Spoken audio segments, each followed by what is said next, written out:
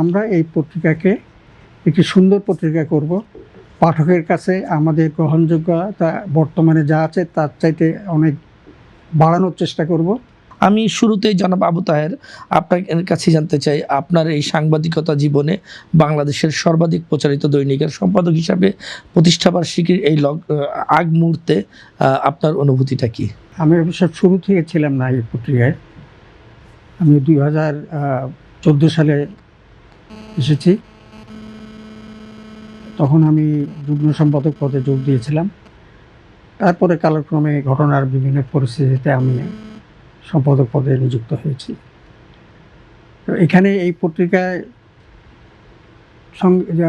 যখন আমি কাজ শুরু করি, তখন থেকে যে জিনিসটা আমাকে অভিভূত করেছে সেটা হলো, এখানে যারা কাজ করেন, ধরেন শুধু সাংবাদিক না, বিভিন্ন বিভাগের যেসব কর্মকর্তা আছেন, কর্মী আছেন, তাদের মধ্যে প্রতিষ্ঠানের প্রতি এক ধরনের, যেটাকে বলে ইংরেজিতে বলা হয় ওয়াননেস, এই ওয়াননেসটা এখানে অপূর্ব।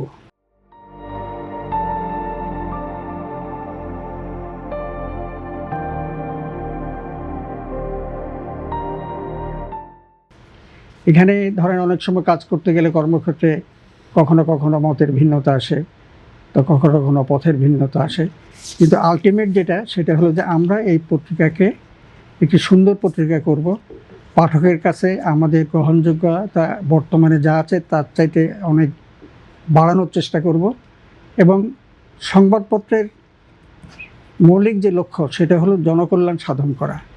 সেই জনকল্যাণের পথে যা যা করণীয় সেটা আমরা আমাদের লেখনীতে, আমাদের সম্পাদকীয় মন্তব্যে, আমাদের যেটাকে উপসম্পাদকীয় বলে উপসম্পাদকীয় নিবন্ধ এবং প্রতিবেদনে আমরা সেটার একটা অব্যাহত প্রতিফলন ঘটানোর চেষ্টা করি। এই প্রচেষ্টা আমি আমার এখানে যোগদানের পর থেকে যা দেখেছি, মাঝে মাঝে হয়তো আমরা খুব যেটাকে চমকপ্রদ বলে বা খুবই সাড়া জাগানো হতে দিতে পারি, কিন্তু পরিবেশনগত দিক থেকে আমাদের সবসময় যে নিষ্ঠা সেটা সবসময় বজায় ছিল এবং এটা অব্যাহত আছে। আমি মনে করি যে আজকের এই আমাদের এই শুভক্ষণে আমরা এটা আশা করব যে এই গতিশীলতা আমাদের আরও তীব্র হবে, আরও বেগবান হবে।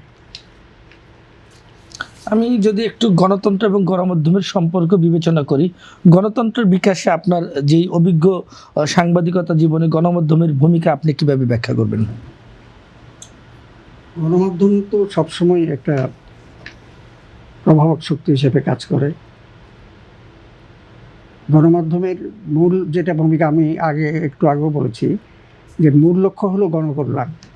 যেই সব কর্তৃপক্ষীয় পদক্ষেপের ফলে মানুষের কল্যাণের কাজটা বিঘ্নিত হয়, অকল্যাণের পথ সুগম হয়, সেগুলোকে আমরা চিহ্নিত করি, এবং এই চিহ্নিত করার কারণে যারা গণতন্ত্রের সেবক, এটা তাদের জন্য একটা খুব সহায়ক ব্যাপার হয়ে ওঠে।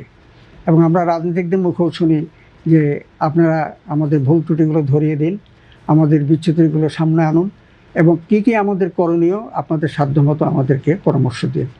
আমরা এই ভূমিকাটা আমাদের পক্ষ থেকে সবসময় বজায় রেখেছি। আমরা আশা করি যে ভবিষ্যতে এটা আমরা বজায় রাখতে পারবো।